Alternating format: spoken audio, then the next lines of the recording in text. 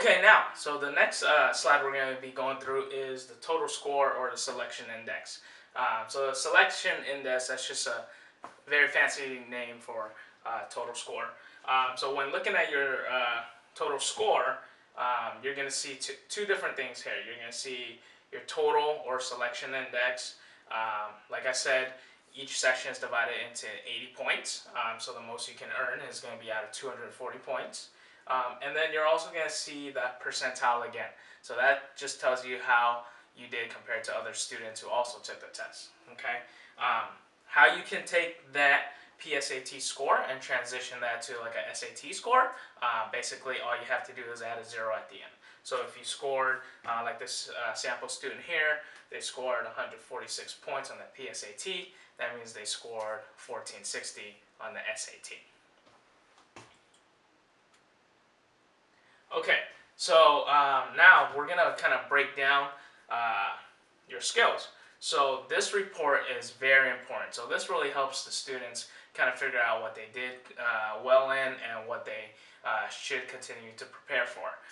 This doesn't mean a student can go in and see that their total score might be low in math and say, oh, I have to study for every single section. So what this means is that with this skills breakdown report, the student can go in and see what they did well in on each concept, okay? So if we're to look at the sample student and look at the reasoning and inference, we notice that the student scored 8 out of 10 on this, so that's good. We also notice that in organization and ideas, they scored 2 out of 8.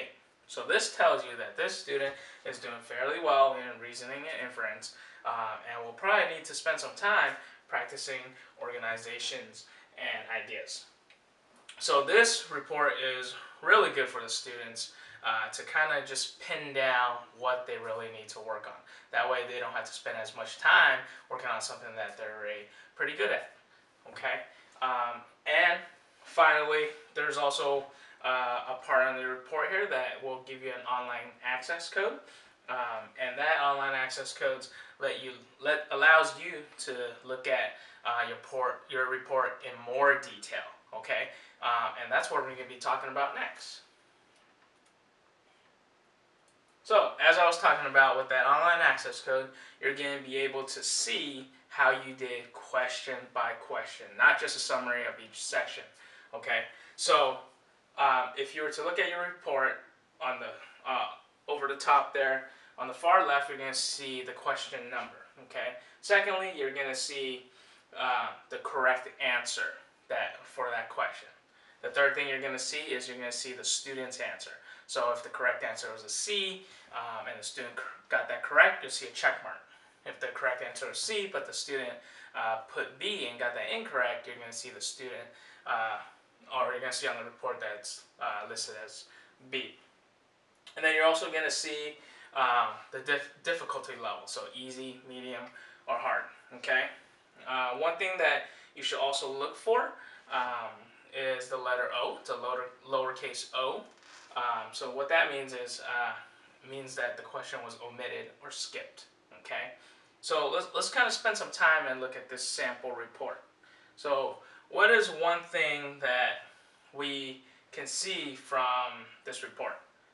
Just looking at it really quickly, what's something that you see, Jason?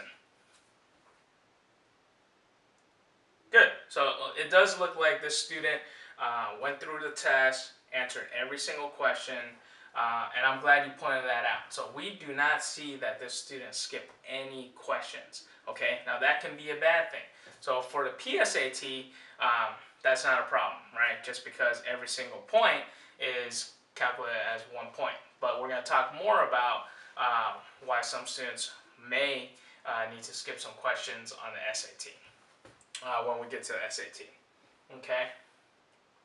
So we've talked about everything about the PSAT. Now I want to talk about going from the PSAT to the SAT. Okay. So the PSAT in comparison to the SAT, it's very similar. So like I said, the PSAT was a practice version of the SAT.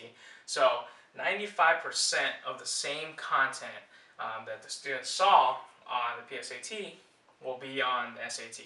That does not mean that it's going to be the same questions. It just means that it's going to be the same content.